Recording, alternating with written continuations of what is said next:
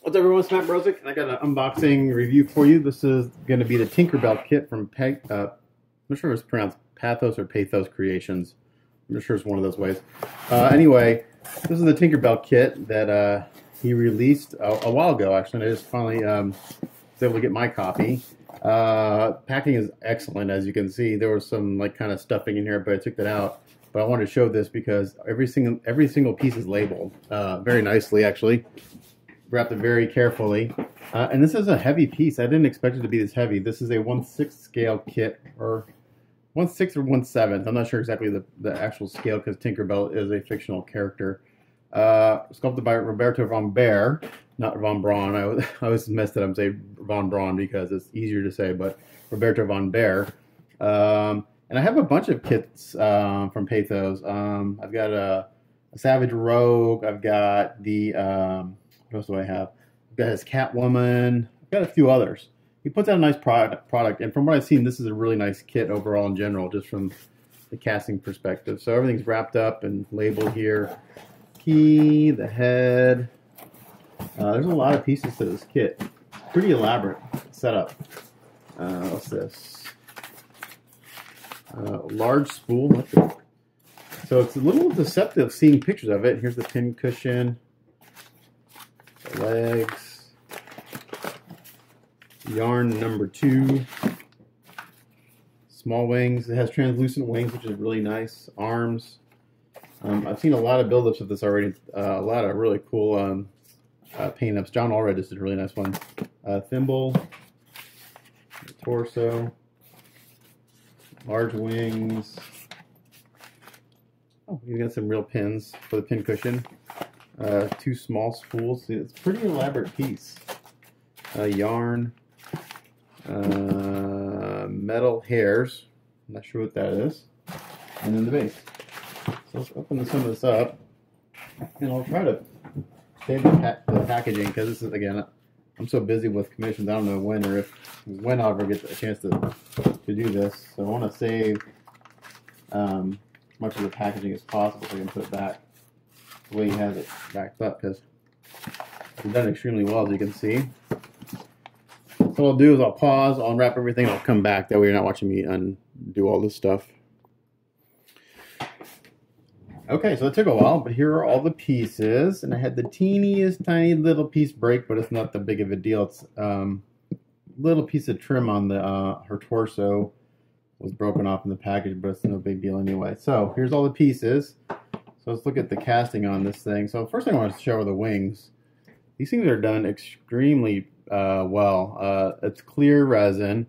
They may look a little kind of frosty right now, but you hit that with some clear coat and they will glass up really nicely. There's a little bit of flash on the edge, which is to be expected, but these are done really pretty. Really, I mean, the sculpting is beautiful and the casting is really nice on these. They look real kind of frail, but they're actually not. They're a good thickness, so I don't feel like there really any chance of these breaking easily, unless obviously you crush them. So those are like little small wings, and then here are the big wings equally, just really pretty. I love all the scroll work that is in the sculpt here, and again, just these are actually clearer than those. But if you don't know anything about clear resin, once you put a clear coat on it, it'll turn into glass. So these will be fun to do. I've seen a couple people do them different ways. Maybe some pearlescent colors would look really pretty. I think I've seen that before. Yeah, just really nice. So those are the wings. Let's look at the yarn. So the yarns are good size. I mean, this is the size of a softball, and it's hollow casted. It looks like yarn. I mean, there's nothing else to say about it. As far as a mold line, luckily with the texture of the yarn, it's like nearly impossible to see. It's there, a little bit of mold line here, but it's, you know, it's pretty easy to take care of because it follows the line of the yarn.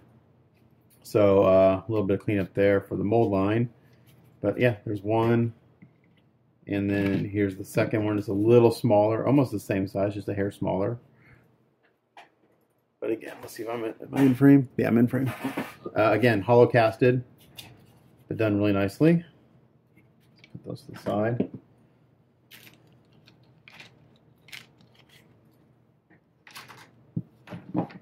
Here's the big spool. This is a solid cast. It's got some nice weight to it. This is what Tink sits on. Again, really nicely done. It's my guess is that Roberto took a real spool, wrapped it with yarn, and that's what he used. It looks real, so I'm not sure if that's what he did, but that's exactly what this looks like. It looks like real string or real sewing thread. Beautiful. A little bit of a mold line we got to take care of right there and here. I mean, there's the caster when they're trying to take care of it a little bit. Again, I always rather the caster or whoever just leave it as it is and let the builder painter take care of it. Because sometimes he didn't. This is not the case on this, but sometimes they will over clean a seam or a mold line and create more work in the end.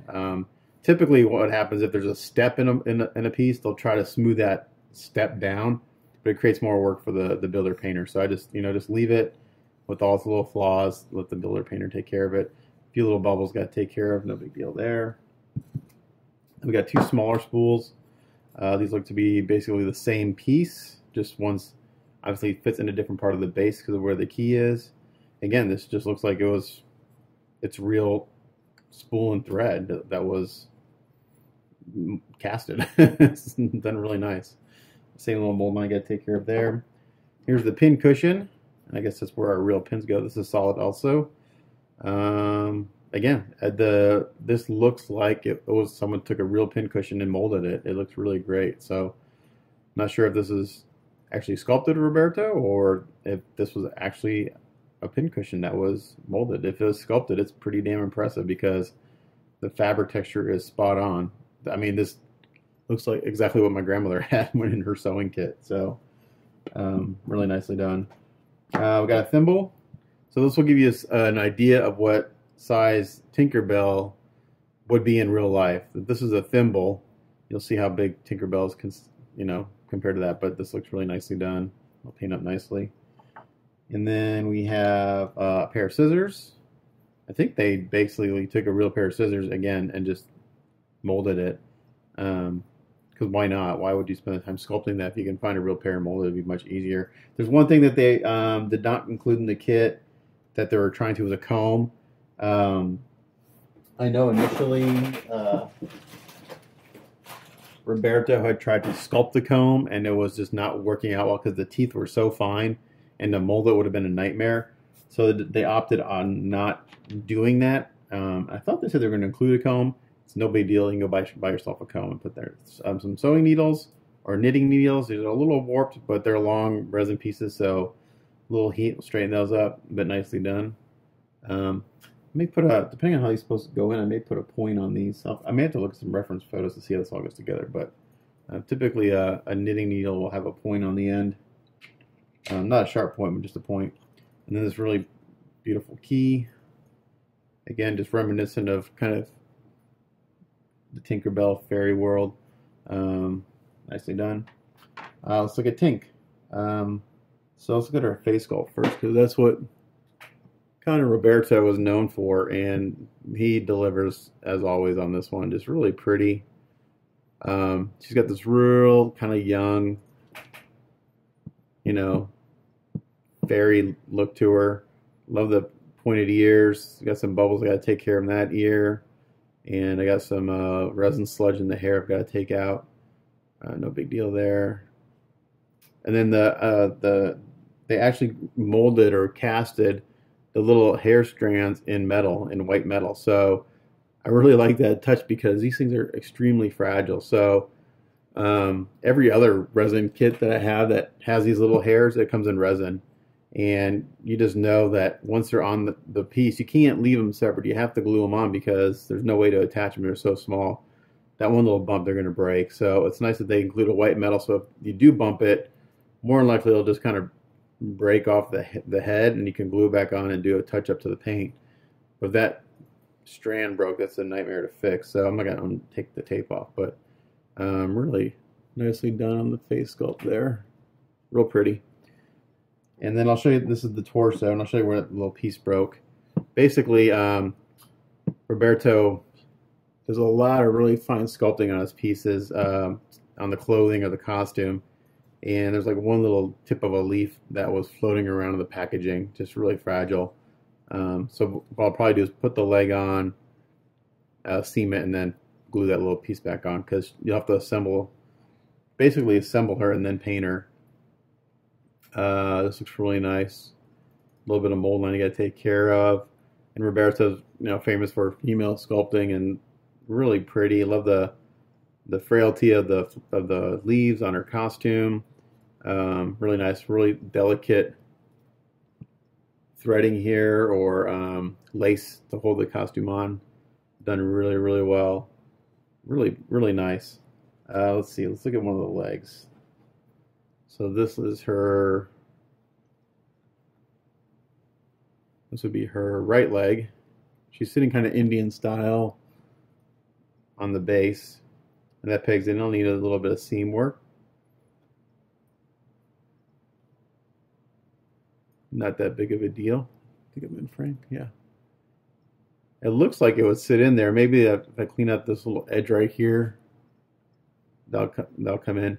But Roberto's, one thing he does on just about every one of his sculpts, wherever there's a seam on a piece, he puts some sort of detail, whether it be clothing or jewelry, to kind of help hide that seam line, to help reduce any kind of putty work. So this isn't sitting down all the way because there's a little bit of sludge there. So I'm not sure if that's just on my piece, if that's the way it's supposed to be, but a little bit of putty work, and basically going to take care of that. Again, I'll probably assemble her all the way and then do the seam work and then paint her. The only tricky part would be this leg. And this fits in like this simply because it comes up over her chest. And this fits in there pretty good.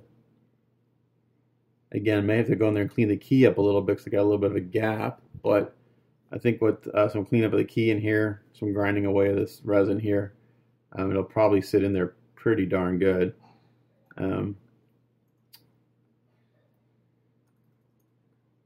Just like that.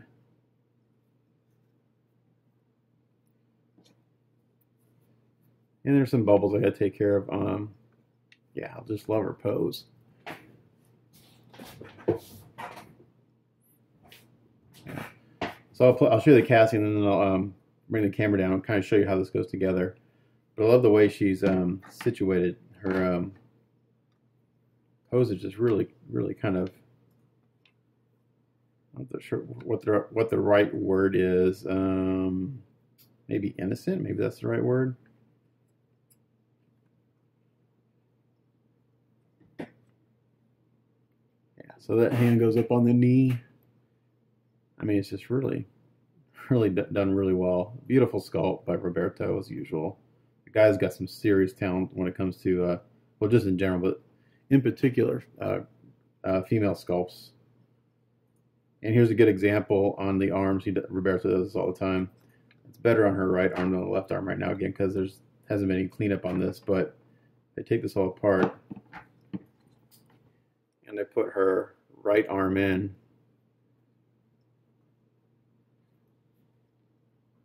Damn near no putty work. There's a little bit right here. Again, what happens is it creates a very thin lip of detail. And a lot of times that little thin lip will get broken off in shipping, or just when you're fitting it together. So otherwise, if that hadn't kind of chipped away a little bit, that would be done. But again, you put this together, you seam it, and you can resculpt that detail pretty simply. But yeah, really pretty. And then the head, he always puts this really long resin peg in, and sometimes it fits and sometimes it doesn't. Just depends on if the female end is clear. So let's put this on there. I don't want to break the peg off in her neck, but let's see. And there you go. It's a perfect fit. So there's an example where there's no putty work on there because, again, he's added a little detail of her costume right there, which covers up that mold line. So I'm going to pause and try to fit this together and kind of show you what it looks like. Okay, after looking at some reference photos, because I couldn't figure it out how it goes together, I finally got it together. Oops, sorry. I did have to drill out the holes in the big spool to work and sand down some of the other holes. So there's a reason why the knitting needles don't have a point on them, just because they go into the this ball of thread here, which I'll have to drill out the holes a little better. for them to fit, but these are going to go here. It's going to go there, and one's going to go here. So they'll stick up pretty high. Right now the scissors don't want to stay in place. I'll have to sand out these grooves a little bit more for it to fit. The key just kind of sits here in place like that. Take that off. Here's where the thimble sits, and the two balls of thread. One just stacks on top like this. Those keys were very nicely done. And then we have the pin cushion here. My only gripe here is that I wish that it was a tighter fit around the corner here of the base. I think that could have been a better fit personally. That's just a little gripe of mine.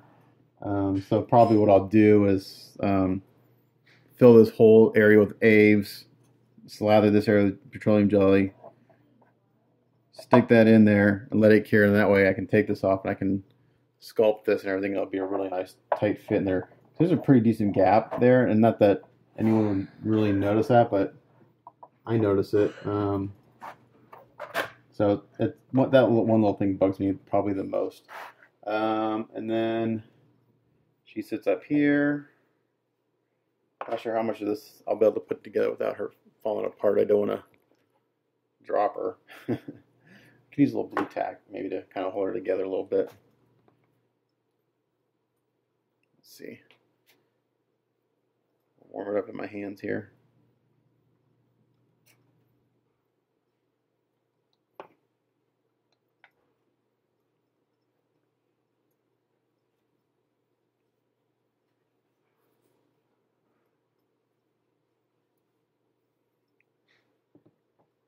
Let's see if we can get her to sit up here.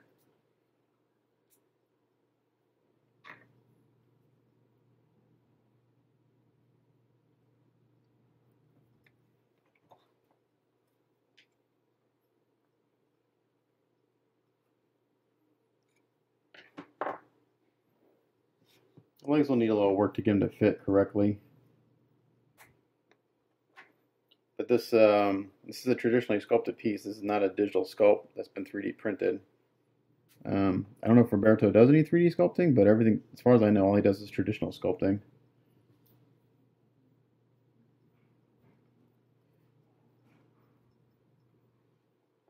She'll sit up here kind of like this.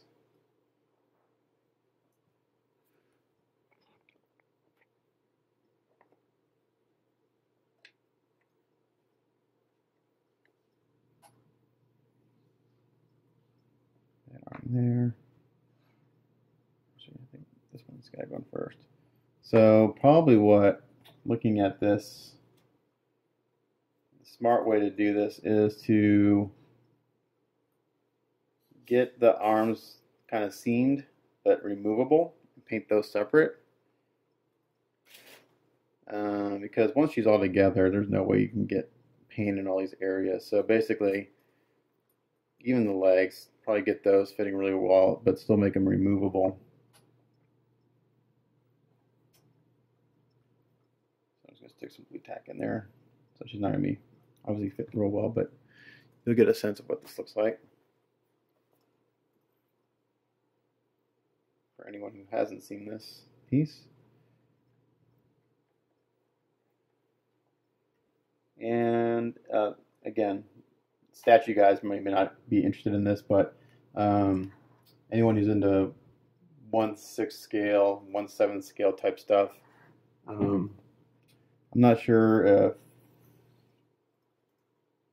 Pathos Creations is doing a certain limited run, or if they're just gonna keep making them until there's no interest in this piece. But I can tell you that there's a lot of interest in this piece because it's just really, really pretty. It tells a story too. I love it. I like anything that tells a story. That's Tinkerbell in her element. She's a tinkerer. She likes to build and make things. So, oh, and there she goes. I caught her though.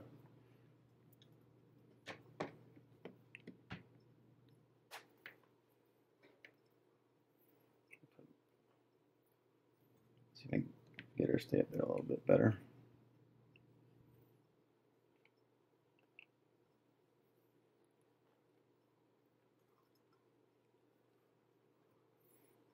put a little piece on the her butt.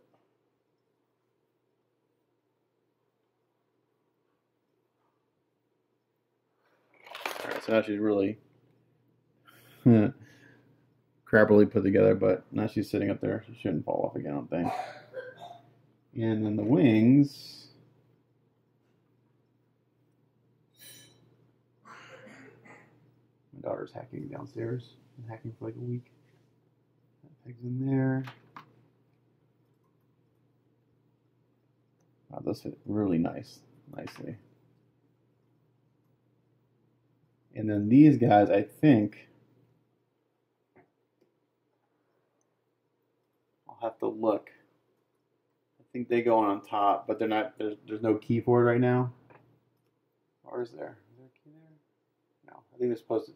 So basically, drill this out and put a little key right there. But I think these come inside into the in here, and they just don't. They're not keyed right now, but.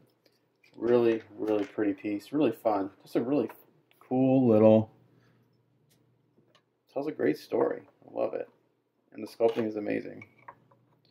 So dimension-wise, let's see. Not huge. Oh, sorry. As usual, knocking stuff over. I'm famous for.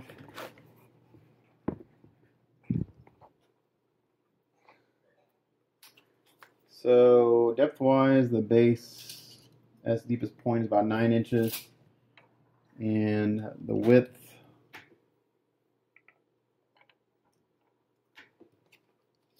at its widest point is about 11 inches. Now without the knitting needles, to the top of her head, right at 12 inches. Now the knitting needles will come way up here, so overall height with the needles. You're looking at about 15.5 inches. Cool piece. Yeah, I hope I get a chance to paint her relatively soon. I just really like this piece. Great sculpt. Just a cool concept. So yeah, I'll put a link down below to Pathos Creations Facebook page if you're interested in this. Send him a note, see if you want, see if he's still making them. I know the first time he did the first run, he asked me if I wanted one. I did, but I didn't have the cash. I just come back from Wonderfest. Like, put me on the list for the next run. So this is part of the second run. I'm not sure if it's new molds or if it's the same molds. I'm not sure how that works with them. But the casting overall is pretty good. I would say it's a solid 8.5 out of 10. Just a few little things on her that I've got to be fixed, some bubbles here and there. But yeah, really nice. I think it's a cool piece, and I've seen there's some fantastic paint-ups of it. So Jim Capone's paint-up, of course, is my favorite, and that's the one that is on the Pathos Creations Facebook page. So take a look at that. And I say this all the time: Jim's paint-ups will sell a kit to anyone because it's like the best girl painter in my opinion. So there she is, Tinkerbell from Pathos Creations. $200. Shipping was, I want to say, 15 or 20 bucks priority. So yeah, I would say 225 is a safe bet, but worth it for a piece like this. Pretty complicated and from one of the best female sculptors out there in my opinion. So there you go. There's my kit review. 9 out of 10 easily. 9.5 out of 10. Really cool. The few little gripes I have. I wish the pin cushion was a little tighter fit against the base. And just a few little casting things like bubbles and stuff, but again, I'm not knocking it. That's part of model building is that you get bubbles and resin sludge, but I like to point them out just to show people what they're getting. But I think it's well worth the price. And if you like fairies, go for it. Sideshow's coming out with their whole new line of fairies. They just did an Alice in Wonderland sitting on a mushroom. I actually have a kit, a 1/6 scale kit that's almost identical. That's based on the same artwork. I forgot the artist's name, but it's based off the same painting. And the 1/6 scale kit's really nice. They did I'm not sure if it's 1/4 scale or 1/5 scale, but it's a good size. But it's basically the same thing as my kit. So I'll stop rambling. As always, thanks for watching. It's Matt Rosick. Catch you guys next time. Bye. One little note I wanted to add real quick. I went ahead and drilled the holes out for the knitting needles, and since this is a hollow piece, you can actually make this kind of whatever height you want. If you stuck them down all the way, it would shorten up the piece quite a bit. So where before it was like around 15.5 inches, you could get this to go down a little bit more if you wanted to make it shorter. So I'm not going to force this down. There it goes. If I put them down all the way, that's actually probably a little more accurate to how it should be anyway. Then your height is right at 12 inches. So I kind of like it that, because otherwise they're sticking way up here. But if it's in the scale of the tank, that may be ideal. So you can kind of do whatever you want. So last little note on there. So now I'm done. Thanks for watching. It's Matt Rosick. Catch you guys next time.